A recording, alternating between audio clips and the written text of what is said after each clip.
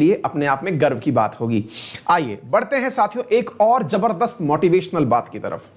साथियों अक्सर हम अपने स्वतंत्रता सेनानियों को केवल इसलिए याद करते हैं कि जन्म कब हुआ, इनका कौन सा काम था सिग्निफिकेंट और किस प्रकार के काम के लिए, बस ये पहचाने जाने चाहिए। 2-4 तथ्य याद किए, चलो पेपर में इतना ही पूछा जाएगा।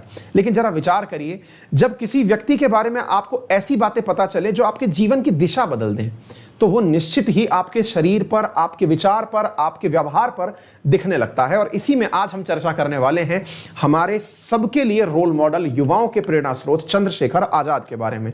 क्या है इनके बारे में, आइए हम बताते हैं। साथियों हाल ही में 23 जुलाई को चंद्रशेखर आजाद जी का जन्म दिवस मनाया गया, जो हमारे बीच तो नहीं है लेकिन हम सबके दिलों में है। तो साथियों आज हम इसके बारे में बात करेंगे क्योंकि इंडिया की हिस्ट्री, नेशनल मूवमेंट में इनका क्या रोल था आप उसे समझिएगा। साथियों 23 जुलाई को हाल ही में चंद्रशेखर आजाद जी की जयंती मनाई गई। आइए अब उनके बारे में कुछ जानकारी आपको देते हैं। साथियों पहले एक उम्र का कैलकुलेशन लगाएं। हम लोगों ने अक्सर ये नाम तो बहुत सुना है लेकिन कभी हमने इस उम्र के बारे में कभी सोचा भी नहीं होगा। जरा उम्र देखें, आप फैक्ट्स पर नोटिस करें, आप देखेंगे कि क्या होता है एक क्रांतिकारी, किस प्रकार से देश को बदलने का जोश होता है एक क्रांतिकारी में। आप देखिए 23 जुलाई 1906 को जन्म जिनका हुआ हो, 27 फरवरी 1931 में जिनका स्वर्गवास हो गया हो, जरा उम्र नोटिस करिए, महज 25 साल। महज 25 साल की उम्र में चंद्रशेखर आजाद इतनी जिंदगी जी गए। कहते हैं, एक बहुत बड़ी लाइन है जो आप इन क्रांतिकारियों से सीख सकते हैं कि जिंदगी बड़ी नहीं होनी चाहिए, लंबी नहीं होनी चाहिए, बड़ी होनी चाहिए। मतलब आप अपने दिन मत बढ़ाइए कि हम 100 साल के होके मरे, आप एक दिन ऐसे जीजिए कि आने वाले कई साल आपको याद रखें। वो इस चीज के प्रमाण हैं। तो चंद्रशेखर आजाद जिन्होंने महज 25 साल भी अपनी उम्र के पूरे नहीं किए, आज हम सबके बीच में किस प्रकार से जिंदा हैं, अब आप उनके बारे में चर्चा करिए। साथियों बात है 1906 के चंद्रशेखर आजाद की और गांधी जी से प्रभावित होने की। वर्ष 1920 में चल रहा था नॉन कॉपरेशन मूवमेंट। जरा कैलकुलेट करते चलिए उम्र को। 1906 में जो बालक पैदा हुआ मध्य प्रदेश के अंदर, 1906 में पैदा हुआ बालक मात्र 15 साल की एज में, यानी 14 साल से 15 साल के बीच में ही था और उसे यह समझ में आ चुका था कि असहयोग क्या होता है, यानी कि राष्ट्रभाव। हम में से कई आज तक ये सोचते हैं, जब हम बड़ी बड़ी उम्र लेकर के चले जा रहे हैं, हम ये सोचते हैं कि देश के लिए क्या करना कोई और ही कर लेगा। वहीं पर ये विचार क्या रखते हैं कि 15 साल की उम्र में असहयोग आंदोलन के अंदर एक बहुत बड़े एक्टिविस्ट के रूप में शामिल हो जाते हैं। साथियों शामिल होते हैं, पुलिस इन्हें गिरफ्तार करती है। साथियों जब पुलिस गिरफ्तार करती है, कोर्ट में इन्हें जब पेश किया जाता है, आप नोटिस करिए, मतलब इन्हें जब नॉन कॉपरेशन मूवमेंट में 15 साल की उम्र में गिरफ्तार करके पुलिस के सामने मजिस्ट्रेट के सामने पेश किया जाता है, तो समझ देखिए देश की आजादी की कितनी जबरदस्त समझ थी इनके अंदर। आप नोटिस करिए, तो उनसे पूछा गया अपना नाम बताइए क्या है, तो साथियों इन्होंने अपना नाम बताया, मेरा नाम है आजाद। विचार करिए 15 साल का एक बालक क्या बोल रहा है, मेरा नाम है आजाद। मतलब आजाद का मतलब क्या होता है, फ्री होना। फिर पूछा गया अपने फादर का नाम बताइए, तो इन्होंने कहा मेरे फादर का नाम है स्वतंत्र, यानी इंडिपेंडेंट अगेन आजाद। क्लियर। इनसे पूछा गया कहां के रहने वाले हो, तो इन्होंने कहा मैं जेल का रहने वाला हूं। मेरा घर कहां है, मेरा घर जेल है। मजिस्ट्रेट तुम क्या कर पाओगे, मुझे मारोगे, मार लो, मैं आजाद हूं, मैं स्वतंत्र हूं, मैं स्वतंत्र का बेटा आजाद हूं और मेरा घर जो है वो जेल है।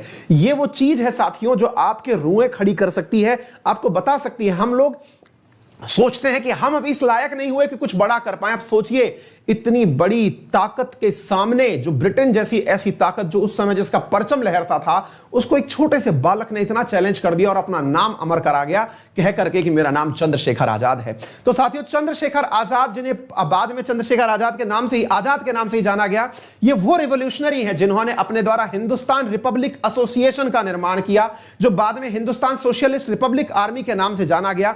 ये क्या थे, आइए अब इनके बारे में एक एक करके सारी जानकारी देते हैं। साथियों चंद्रशेखर का जन्म जो है वो 23 जुलाई 1906 को भावरा झबुआ डिस्ट्रिक्ट के अंदर मध्य प्रदेश में हुआ था। इनके पिताजी का नाम पंडित सीताराम तिवारी और माताजी का नाम जगरानी देवी था। इन्होंने अपनी स्कूलिंग जो है वो भावरा से पूरी की थी, मध्य प्रदेश के अंदर। इनके फादर जो थे वो उत्तर प्रदेश के उन्नाव डिस्ट्रिक्ट में रहा करते थे। Were living in the village of बदर। यहां पर बहुत जबरदस्त जब फेमाइन पड़ी थी तो यहां पर मतलब इन्होंने अपने लोगों की मदद से मिलकर के, गांव वालों की मदद से मिलकर के भुखमरी से निपटने के लिए लोगों की बहुत मदद की थी। साथियों, ये अपने इस कार्यकाल के दौरान हिंदुस्तान रिपब्लिक एसोसिएशन के लोगों से मिलना शुरू किए। जरा अब इनका थोड़ा सा वो इतिहास पढ़ते हैं जो कि पेपर के पॉइंट ऑफ व्यू से बहुत महत्वपूर्ण है। आप जरा इसे देखिए। साथियों, जब ये नॉन कॉपरेशन मूवमेंट को पाते हैं कि गांधी जी ने नॉन कॉपरेशन मूवमेंट को रोक दिया है, तो उस समय इन्होंने, आजाद ने हिंदुस्तान रिपब्लिक एसोसिएशन को ज्वाइन किया। HRA को 1922 में ज्वाइन किया।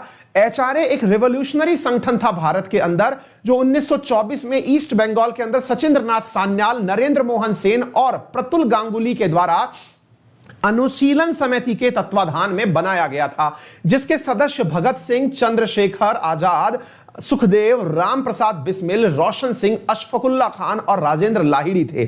साथियों, इनके साथ में जो जुड़ी हुई कॉन्स्पिरेसी है, ये अपने संगठन को चलाने के लिए गवर्नमेंट के खजाने जो थे उन्हें लूटा करते थे, और इन्हीं लूट में इनके साथ में जुड़ा हुआ है कॉकोरी कॉन्स्पिरेसी, जिसके अंतर्गत इन्होंने फंड कलेक्शन के लिए रॉबरी की थी गवर्नमेंट प्रॉपर्टी की।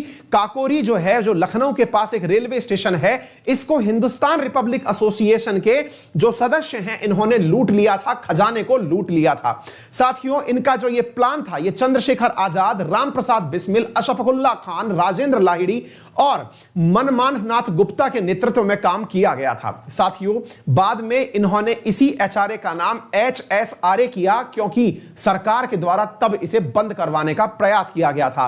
हिंदुस्तान सोशलिस्ट रिपब्लिक एसोसिएशन जो है 1928 में दिल्ली के फिरोज शाह कोटला मैदान, जिसे आप जानते हैं, वहां पर चंद्रशेखर आजाद, अशफाकुल्ला खान, भगत सिंह, सुखदेव थापड़, ये जोगेश चंद्र चटर्जी, इनके नेतृत्व में इसकी स्थापना की गई थी। साथियों, इन्होंने, अब क्या हुआ अगर आपको मालूम हो तो, साइमन भारत में आया था 1919 में, जो हमारे यहां एक्ट आए थे, उस 1919 के एक्ट के बारे में तथ्य एकत्रित करने के लिए साइमन कमीशन आया था। तो साइमन कमीशन का विरोध कर रहे थे Lala Lajpat Rai. Simon go back के नारे लगा रहे थे, तो उनके ऊपर लाठीचार्ज हुआ, और लाठीचार्ज होने से लाला लाजपत राय नहीं बचे। उनकी मौत का बदला लेने के लिए सैंडर्स की हत्या का प्लान किया गया। किसके द्वारा साथियों? सैंडर्स, जिन्होंने, मतलब सैंडर्स जो है, जिनकी लाठी से लाला लाजपत राय जी की मौत हुई थी, उसकी हत्या का प्लान किया आजाद जी ने। ठीक है, पुलिस इनके पीछे पड़ गई और इलाहाबाद के आजाद कोर्ट के आजाद पार्क के अंदर गोली से जिन्होंने खुद को उड़ा लिया, वो थे मेरे प्यारे साथियों हमारे सबके, मतलब एक तरह से इंस्पिरेशन के सोर्स चंद्रशेखर आजाद। तो उम्मीद है हम अपने इन सभी स्वतंत्रता सेनानियों को इसलिए याद रखेंगे क्योंकि इन्होंने वो जज्बा देश प्रेम के प्रति दिखाया, जिसमें इन्होंने किसी भी प्रकार का, मैंने जितने भी आपको स्वतंत्रता सेनानी बताए, जिसमें इन्होंने किसी भी प्रकार का जाति पात, किसी भी प्रकार का धर्म भेदभाव, किसी प्रकार की क्षेत्रीय विविधता, इसका ख्याल कुछ भी नहीं मायने रखते हुए देश की सर्वोच्चता को सिद्ध किया। क्योंकि ये वो मैसेज देकर के हम सबको चले गए थे कि हम भारतवासी तभी ऊंचाइयों तक पहुंच सकते हैं जब हम सब लोग मिलकर के अपने लक्ष्य के प्रति लगेंगे। साथियों, सबसे ऊपर उठ करके इतनी कम उम्र में जो ये मैसेज देने में कामयाब हुए कि हम सांप्रदायिक सौहार्द से, हम जाति पाति के बंधन से मुक्त होकर के हम अपने देश की तरक्की के लिए जिस प्रकार से संगठित होकर जी सकते हैं, ये एक अपने आप में मिसाल है। ठीक है बेटा, चलिए, तो उम्मीद है कि आप सभी लोग भी अपने साथ में इन मैसेज को जरूर लेकर के चलेंगे। कहते हैं कि जो खून, मतलब वही है ना कि if your blood does not raise, यदि आपका आग, मतलब खून जो है वो उबाल नहीं भरता, तो वो पानी है, वो खून नहीं, वो पानी है। और अगर देश के काम ना आए तो वो व्यर्थ जवानी है, ऐसा इनका डायलॉग हुआ करता है।